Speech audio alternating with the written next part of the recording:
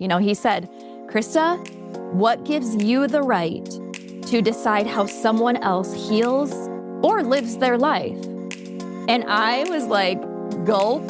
And he's like, you are the only person you're accountable for is yourself. But it sounds like right now you are doing everything to avoid it. And I was like, darn it. So I had to acknowledge okay, Krista, focus on yourself. You are using everyone else's journey of healing and how they're living their lives as a distraction. And it was to avoid my own healing. So we need those people. What if the hardest thing you've ever had to face ends up being the biggest gift of your life? That is exactly what happened to this week's amazing guest here on The Ambitious Introvert, the wonderful Krista Ryan. Krista is a workplace performance expert, keynote speaker, coach, and a former HR director. She has spent almost 2 decades in leadership, and now her mission is helping individuals and organizations to thrive through change. Now, this conversation isn't just about leadership, it's about resilience, presence, and how, in Krista's case, a stage 3 cancer diagnosis changed everything for her, although in the best possible way. She's sharing her story of resilience, how it looked like getting through those tough times. And I know that whether you are leading a team, part of a team, navigating your own personal change, or just trying to stay grounded in the world as crazy as it is right now, Krista's wisdom is going to leave you feeling seen, inspired, and ready to take action. So please enjoy this wonderful conversation with Krista as much as I enjoyed having it. Krista, we have been discussing having you on the podcast for, I reckon, about 6 months now. That might be about right. So I'm very happy to see you here. And we'll dive into one of the reasons that we got so delayed is that you have recently had a huge health scare that you've overcome. Do you want to share a little bit about that? And then we'll give the context for what we're going to talk about. Yes, absolutely. Well, first of all, it's just, I'm so honored to be here and to be in conversation with you and your listeners. So thank you for having me. Yeah, we were connected, and then like a lot of things in life, we had to pause and pivot, right? So unexpectedly, I was diagnosed with stage 3 colorectal cancer last May. So I was one of these rare cases that you're hearing more and more of right now. I was 44 at diagnosis. I actually had 0 signs and symptoms. So I was one of those rare unicorns that just happened to go in, ask for a colonoscopy and some blood work. And a little to I had no idea. I completely came out of left field, got a call about 3 days later that I indeed did have cancer. So it is just really a bizarre journey on how I got here. And the last 11 months, so we're coming up on, May's quickly approaching, but the last 11 months, I would say, have been probably the most impactful and, in all honesty, probably the biggest gift of my whole life has been that what has shown the last 11 months. And it's really because of the way I chose to show up through the journey, the choices I chose to make, and how I chose to respond to what was happening to me.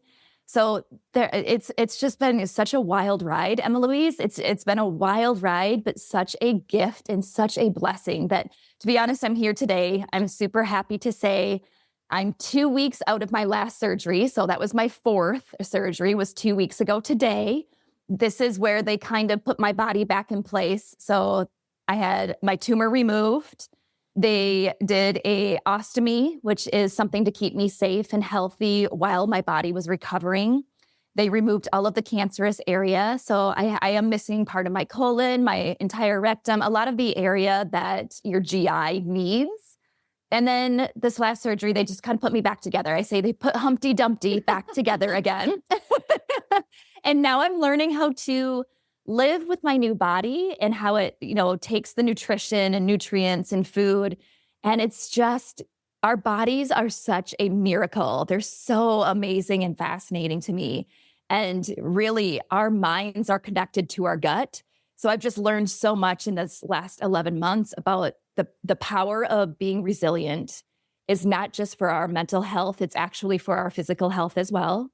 And that if we are able to navigate challenges and change, beauty is on the other side, no matter how challenging that change is. It's really, really true. So that's a long-winded answer of why it took so long for you and I to connect.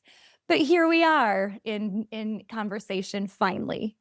Well, I am grateful to have you here. I'm so glad to see you well, because although we didn't know each other particularly closely throughout your journey, we were in contact and messaging. I was hoping to see you in December at an event and you could make it. And, then we've had this. So yeah, like you say, beautiful things always come to fruition. They really do. At the right time. They really do. They really do. And there's so many gifts even during the mess. I always say life is a beautiful mess. It's always messy. It's always going to be messy, but it can be a beautiful mess. So resilience is a term that I think is quite often used without any context. Yes. I see a lot of people saying, like, be resilient. And it's like, okay, but what does that actually mean? And in my own experience, when I was training to be an air traffic controller, that's some of the toughest training that you can do. It's 3 years, constant, where you learn something in the classroom, you go into a simulator and you practice it, usually badly because it's new skill. And then you practice it again and you go, oh yeah, okay, I'm kind of starting to get the hang of that. And they go, oh good, here's another skill to layer on top of it. And you do that. And it's this constant, you never plateau for 3 years. No. It's built. And that I now see gave me a type of resilience that I wouldn't have had without doing that training. Oh, 100%. That piece right there is so key to our human experience. So we navigate things, even as children. We go through hard things as children, right? It's something to say to someone, you can be resilient. You've got this. Come on, you can do this. But unless we've put the reps in, right? Unless we've actually gone through hard things, navigated them, it doesn't have to be perfect. And please, perfection is such a myth. It won't be perfect. It's going to be messy. It's going to be hard. It's going to be clunky. But the more you go through something like that, the better the next time. As long as we're living, we're always going to have to find some resilience. We're going to, we don't have to, but I encourage everyone to try to, right? But as long as we are practicing the human experience, we have the option to be resilient. So let's go way back in time. And to your point, right? Practice. The reps, we're actually flexing that mental resilience muscle every time something happens. I'm going way back to 2017. My resiliency journey started then because I was involved in a mass shooting. So really bizarre experience. My husband and I were out in Las Vegas. We got involved in a mass shooting, got separated. I saw things I was not prepared to see. And to be honest with you, I was mentally unaware of the lack of resiliency that I had. I thought I was resilient, but when push came to shove, it actually took me 2 years to kind of heal from that, to reach out, ask for support. And I'm so glad that I went through that experience because I had to access tools, right? Resiliency tools and tools to help me heal, tools to help my mindset.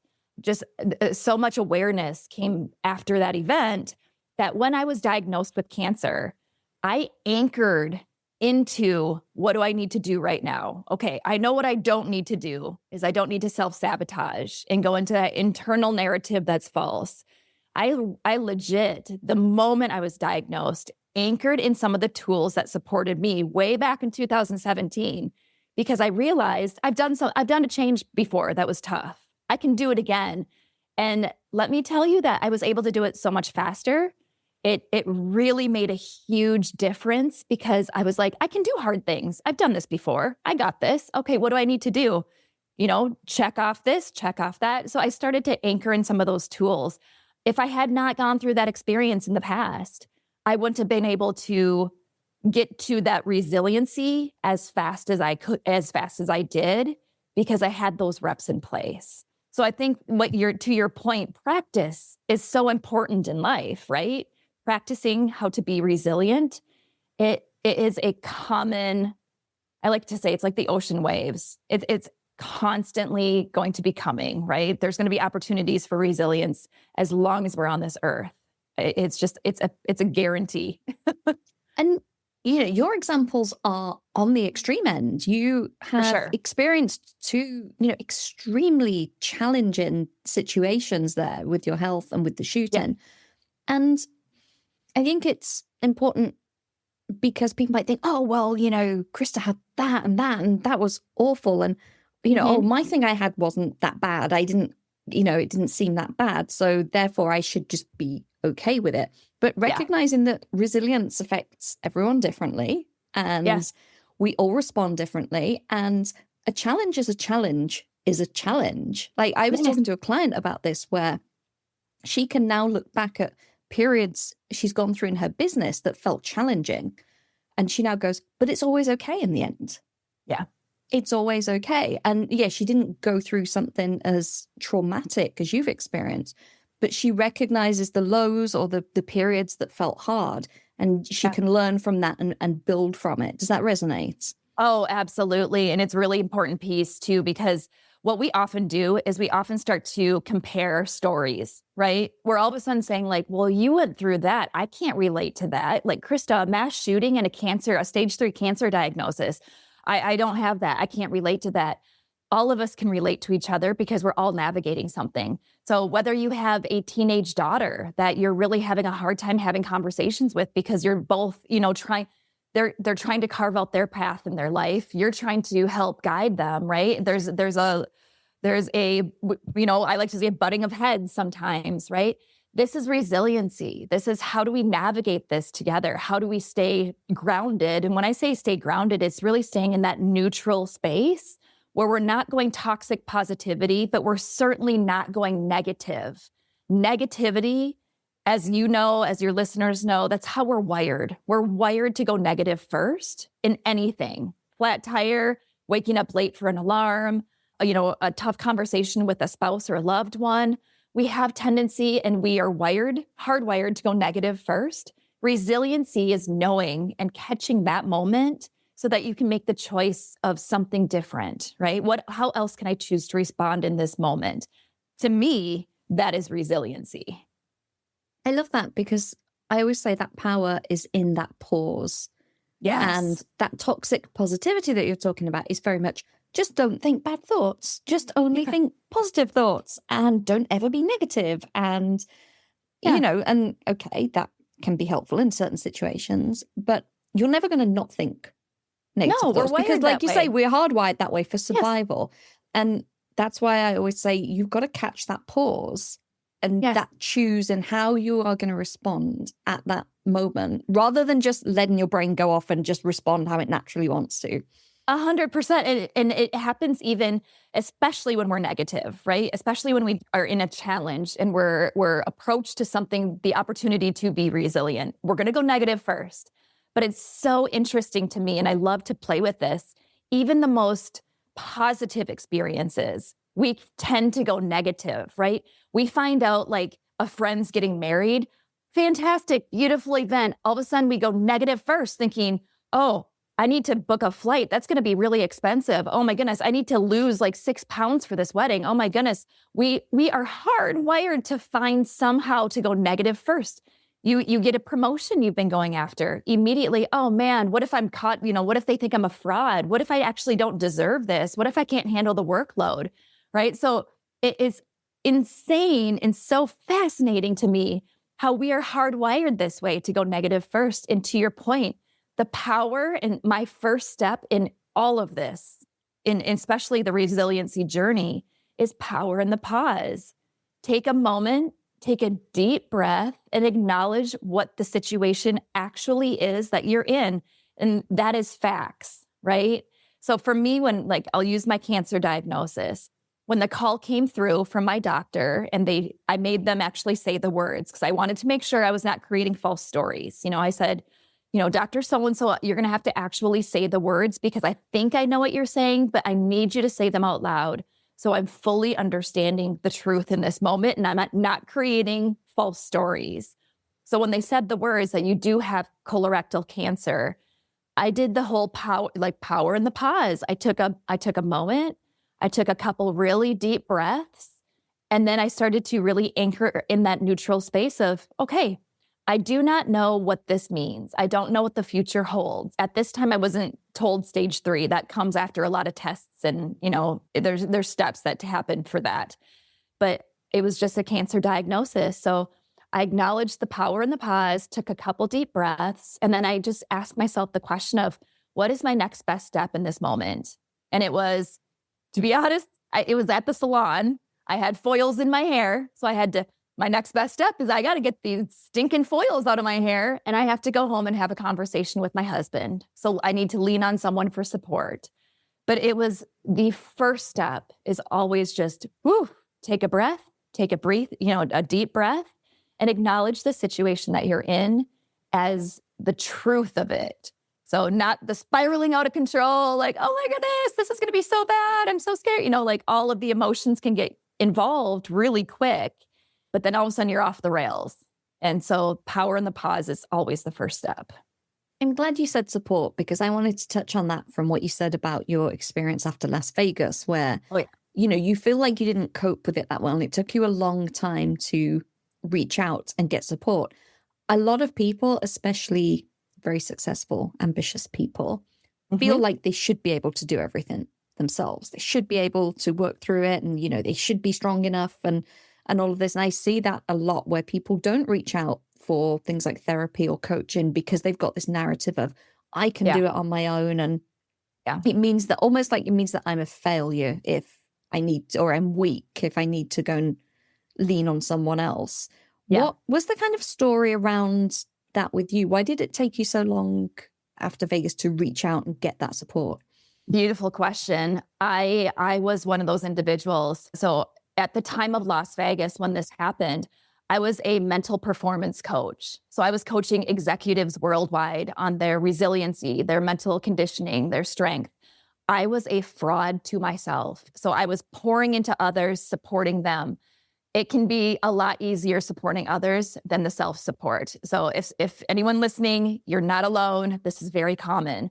I was pouring myself into others, but I was doing so as a mask to not actually investigate and help myself.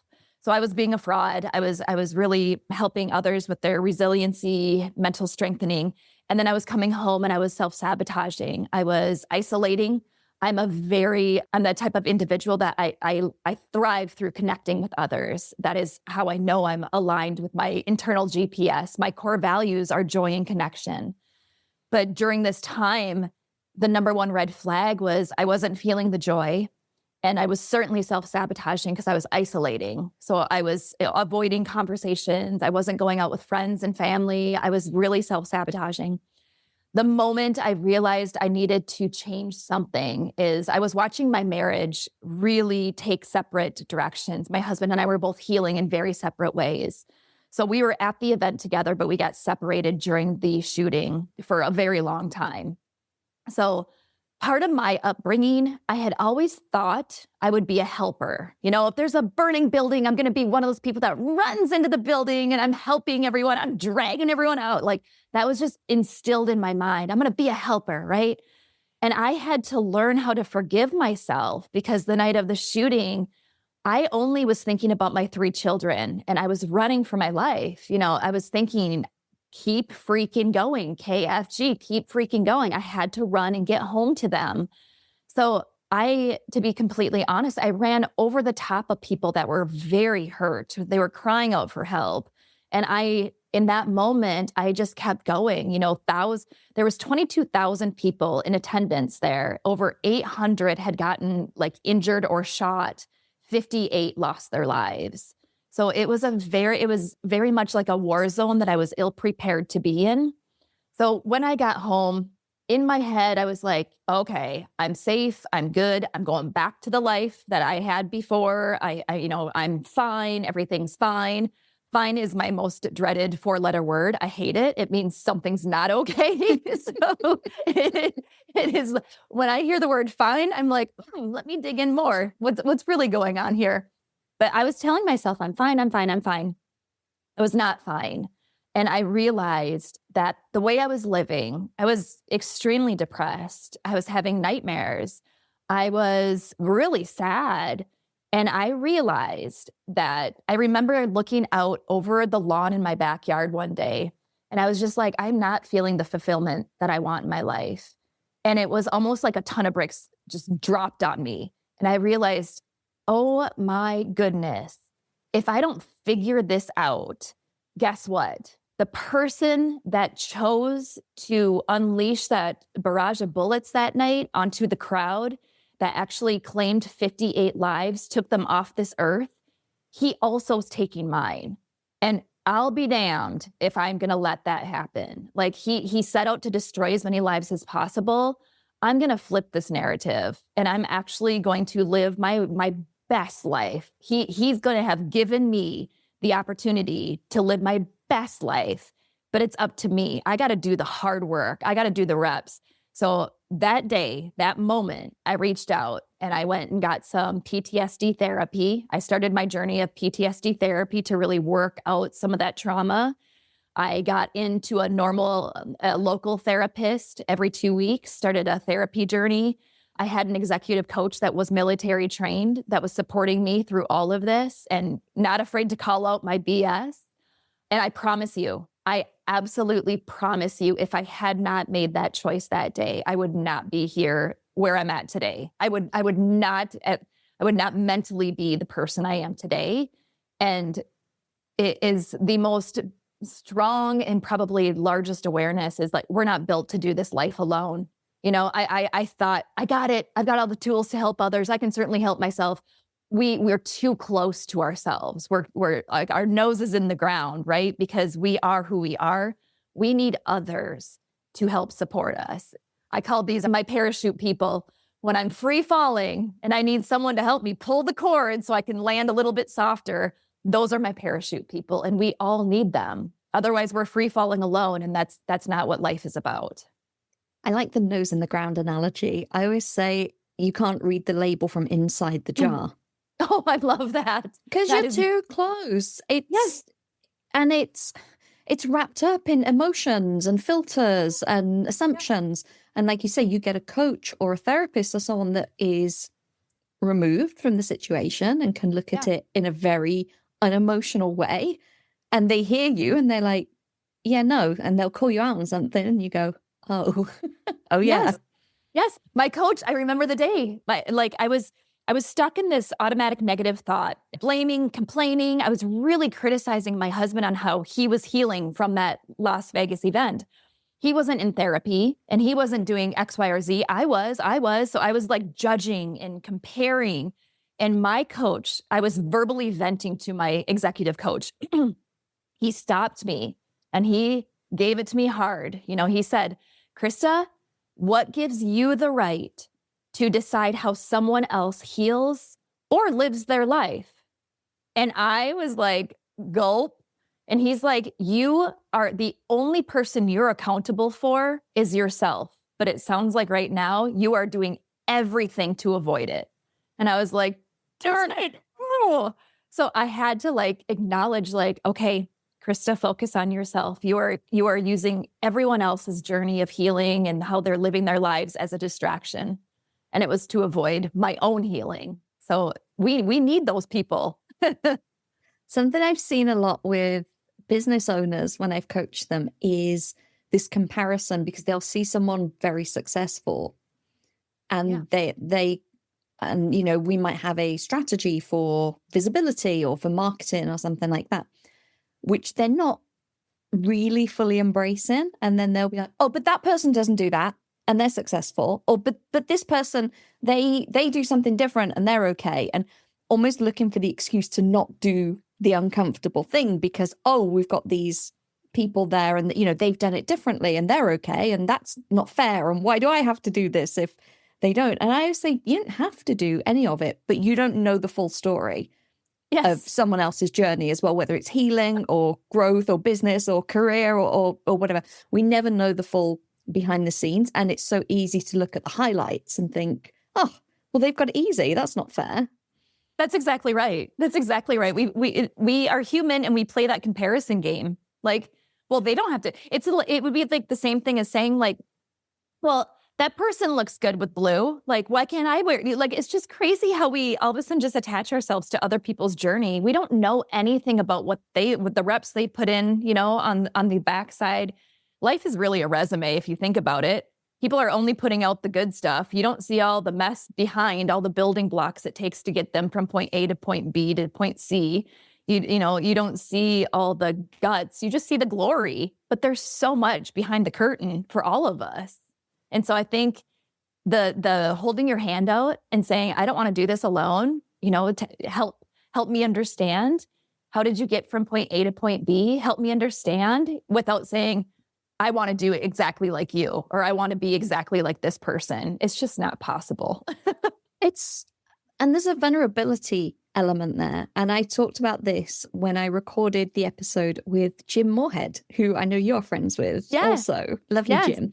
And we talked about this. It's brave to be vulnerable. We've got this idea of bravery. Funnily enough, my example was pulling people out of a burning building.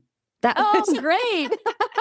Your childhood dream was my definition of bravery. Yes. And yet when I was leaving my career, people were saying to me, oh, you're so brave. I was like, well, I don't know, I'm just leaving a job. I'm not running into a burning building. But I think that this ties in really nicely because that vulnerability to ask for help is incredibly brave for a lot of people. Yes. And there's so much self-suffering if you avoid or delay. I look back and think, man, that was 2 years. I'm so grateful I see all of the beauty on support, and the person we can become through other people, through their love and their care. Because like I said, that Las Vegas experience became the biggest gift for me because I really learned the power of connection, the power of allowing others to help support you. The world is full of angels. I think that there's so many people that are just waiting. They're holding their hand out. They're waiting for an opportunity to help and support you. They don't know how to do it until you have the courage to ask and to say, you know what? I'm having a hard time. And it doesn't, let's go back and not use Las Vegas or cancer as an example. It could be in your work. If you're feeling overwhelmed or you have anxiety or you're feeling stressed, there's such beauty in holding your hand out because there's a million people around that are waiting for that moment. They're ready to support. And you say, hey, you know what? I'm feeling really overwhelmed, or I'm feeling unsure of my job performance. How am I actually doing right now? Can I get some feedback from you? That takes courage. That takes vulnerability. But on the other side is such a beautiful gift because then someone else is like, oh my goodness, you're inviting me into this human experience with you. Wow. What a gift for both of us. And it's always nice to know that someone trusts and values your opinion. Yes. I feel like that. If someone reaches out and, if a friend reaches out and say, oh, can I just run this past you? Or I could do the pep talk. I'm like, oh, I feel very honored that you've chosen me. Absolutely. And the biggest gift we can give them is honesty. Instead of saying like, it's fantastic, I wouldn't change a thing. Being like, you know what? I think this is brilliant. But have you ever thought about X, Y, or Z? That's true courage, is giving that beautiful feedback, but also through a lens that you have. Whether or not they agree, that comes and goes. But having the courage to also be transparent and authentic in the feedback is a gift. This is very timely because I've heard a lot of clients and peers using ChatGPT a lot. I use it quite a lot as well, but using it in conversation almost to coach them. And they go, oh, it was really great. I feel so much better. And everyone was raving about it. So I had a go. And ChatGPT will just, excuse my language, blow smoke up your ass. It will not say, have you thought about this? Or this could be better. It will go, oh, that's wonderful. Oh, you're so great for thinking of this. Unless you specifically say, roast Yeah. me. Be critical with this. And I think it's really interesting because that pulsates on a surface level, but it Yeah. doesn't actually help you in what you're asking for. Absolutely. I think of it, let's use sports as an analogy here. I think of it like as a sports team.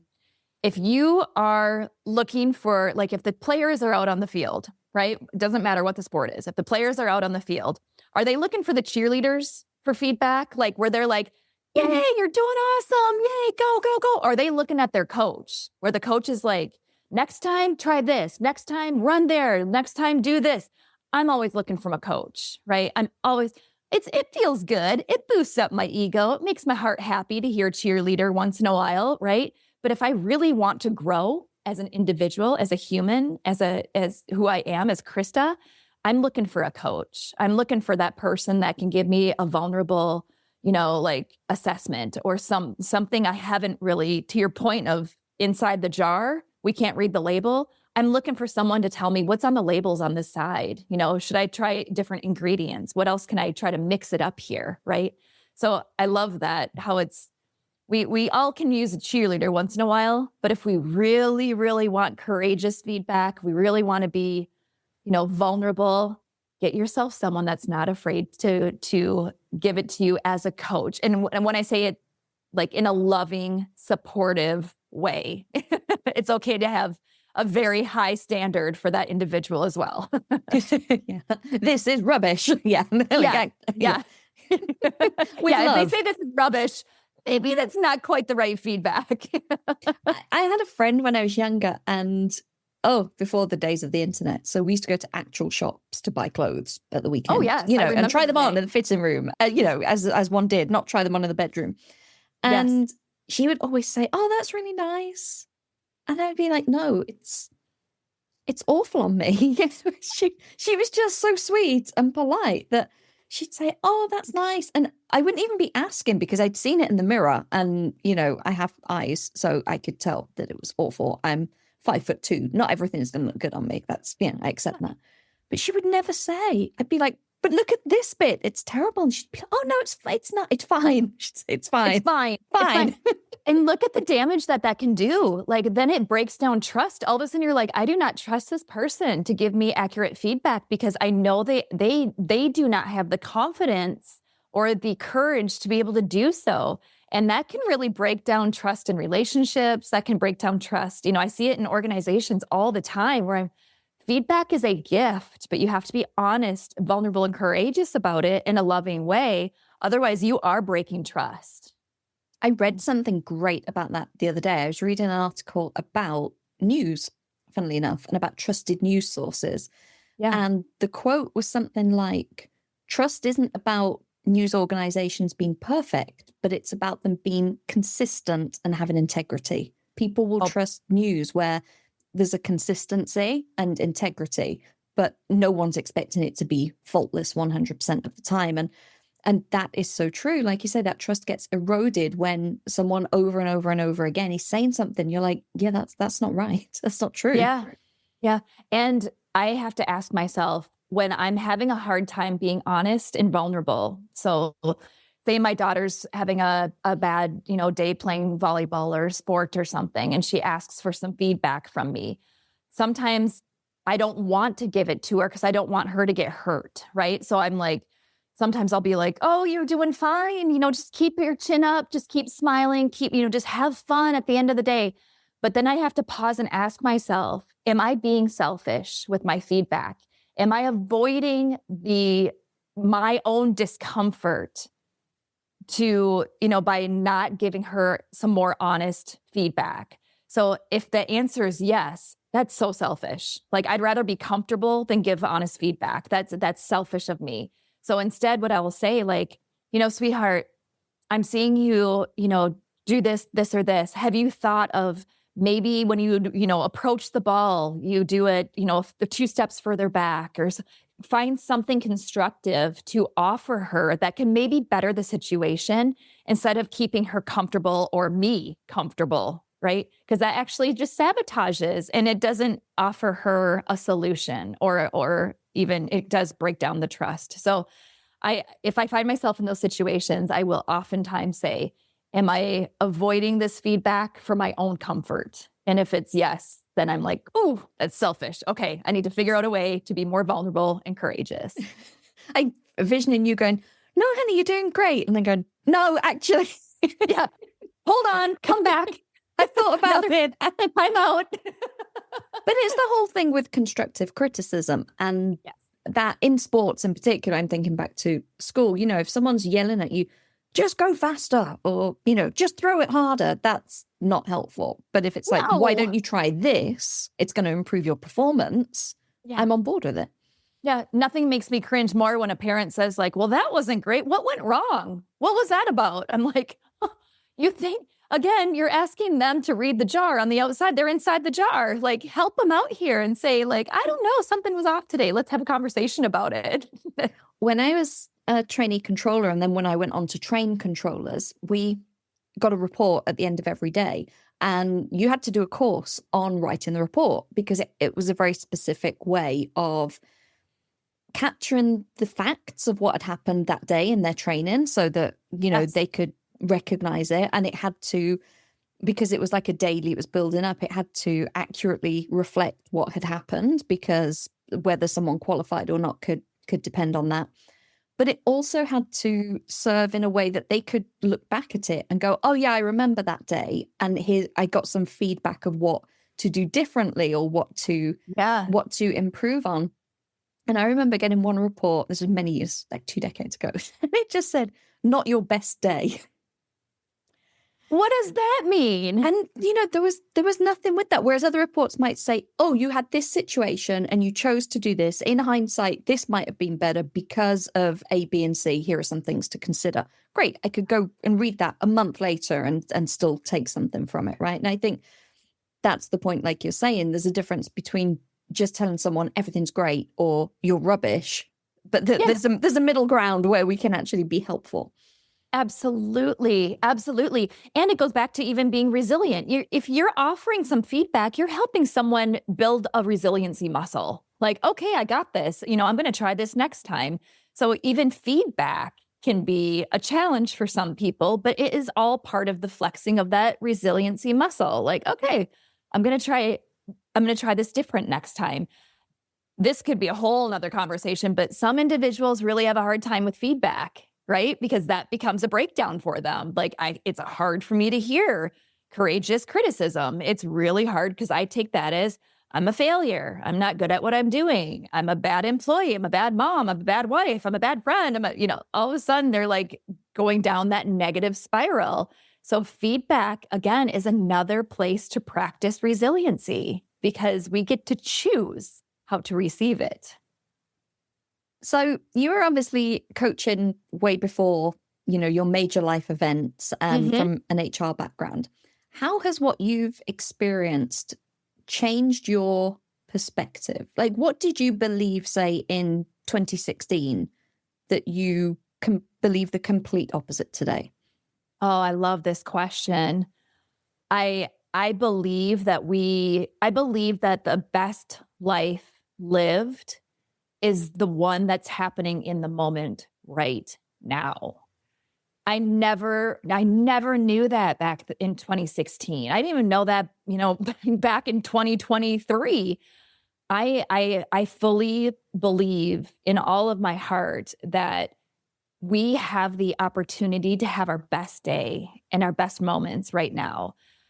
I was so focused on my future goals. I was so focused on like the future and, building this life and building my career and building my business. And everything was so outward on the outward trajectory, right? So in the distant horizon, I was grinding and building and building and building.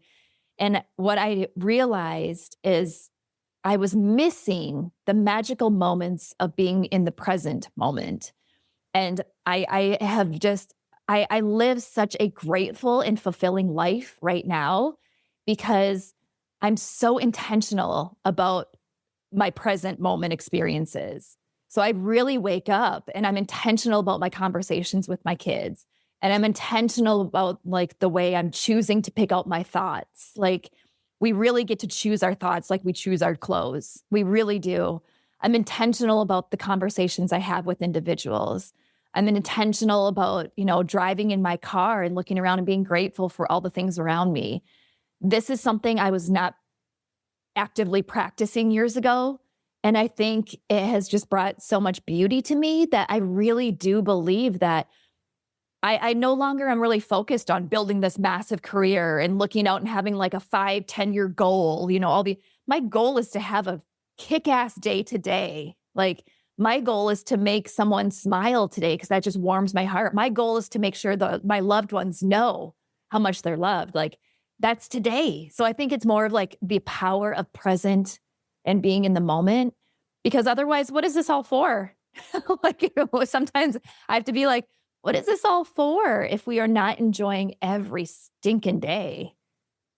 You have a great quote, I think it's on your website, where you say, happy, productive people make happy, productive organizations. So It's so true. Essentially, when people can show up in that way, if they can cultivate the resilience, the mindset, not the toxic positivity and spiritual bypassing of pretending everything's okay when hard things happen. Yeah. But if they can adopt these skills, what kind of effect does it have on organizations? Oh my goodness. Well, first it starts with them individually. You can see that they realize that they have all the power already. They have every tool that they need. They have all the power to live their best life. It's already within them because they're here. Like, I don't care if you talk about, your dog just passed away, or you just had this happen or this happen. I know life can be challenging, can be tough. You can still you can still choose to live your very best day today. You can still choose that. When people start to understand that and not buy into it, but truly believe it, it changes everything. And then all of a sudden, life doesn't seem so hard and so complicated. It's almost like it slows down, right? The hustle, the bustle, the crazy, like all the stress and anxiety, all the workload. You might have a lot going on, but you can slow down and just take a deep breath and be so grateful for the mess, right? So grateful for the stress of your life, because it's such a gift. So when I start to see individuals start to embrace that and just really be like, you know what? I'm going to smile. I got a lot going on. I'm going to acknowledge it. I'm going to smile, and I'm going to choose to have fun, and I'm going to ask for support. All of a sudden, you start to see organizations. It's almost like the whole vibration changes. The whole mood and energy of the team changes. And all it takes is one person. One person can shift the energy and start to change that overall experience. So when people say, oh, I know, I'm trying, but I have a really toxic team, just smile, ask for help. Say someone, you know what? I feel like you're having a tough day. What can I do to support you? Boom, energy changes. So we are here to support others. I believe that we're on earth to be in service of others. And when I start to see individuals embrace this and just really live in the moment, teams start to thrive and start to, get healthy and allow more space for breath and laughter and joy. And we can be navigating some really hard challenges, and we can still laugh and have joy through them. And I promise it makes the experience 1,000 times more impactful, different, and better. Thank you so much for being so open and honest and vulnerable. And obviously, we've touched on some traumatic subjects today. So thank you so much for sharing your experience and just for being so inspiring and just wonderfully joyful to be around. Well, thank you for having me. And just always remember, we are built to do hard things, and we are not built to do them alone. So please always ask for support. And I'm always here to support. So don't be strangers. Well, I'm going to pop all of your contact details and your links in the show notes. So if anyone wants to hop along and say hello to you, they'll know where to find you. Before we wrap up, I always end with this question. I have a sneaking suspicion you are not an introvert. Well, it's funny because years ago, I would say I'm an extreme extrovert.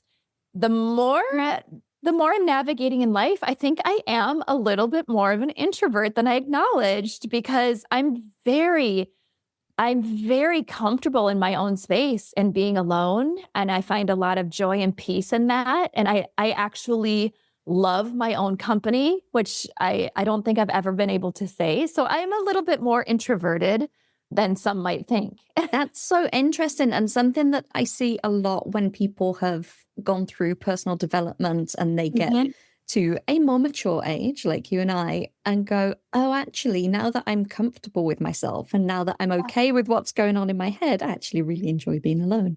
I love my self-date nights. I'll take myself out to dinner and a movie, and I find so much peace in that. And my children think it's hilarious, but I find a lot of peace in my own company. Well, we may have done this backwards, because I was going to ask you what habit or ritual you have, if you are an introvert, that you feel really contributes to you keeping your energy high, not in a like rah-rah high way, but keeping your energy so that you can do your best work in the world. For me, it's every single day getting out in nature and taking a walk. When I do it, I actually don't, sometimes I will put my AirPods in with nothing on. So it looks like I'm listening to something, and I'm not, because it's really important for me to have quiet and have peace and just allow myself to be in company with myself. But I avoid music or podcasts or book on tape during those walks, because that is really important for me to really just do a self-reflection and just remind myself of who I am and how grateful I am for, the things that I'm walking by. That keeps me aligned and in neutral. And it really does give me the energy to kind of have that reset and set me up for success for that day. So that's my biggest ritual and habit on a daily. And then the second would be occasional. Now, I don't take myself on date nights and movie nights alone all the time, but I make sure that that's something important, going to a coffee shop by myself or lunch by myself, and just people watching and smiling at others, not engaging in conversation, but, just allowing some time for reflection and peace. Beautiful. Perfect ending to a perfect conversation. Krista, I'm so glad we finally got to do this. I'm so glad you are well, and thank you for sharing all of your wisdom with us. Thank you for having me. Thank you for tuning into this week's episode. I hope that you're feeling expanded to what's possible for you, motivated to take action, and inspired about how you can start to own your energy. I share even more tools and resources on my Introverts Only email newsletter. By signing up, you not only get early access to the Ambitious Introvert products and services, but you also get brand new podcast episodes delivered straight to your inbox every Monday, meaning you'll never miss your weekly dose of introvert-friendly inspiration. Sign up now at theambitiousintrovert.com/newsletter or click the link in the show notes. See you next week.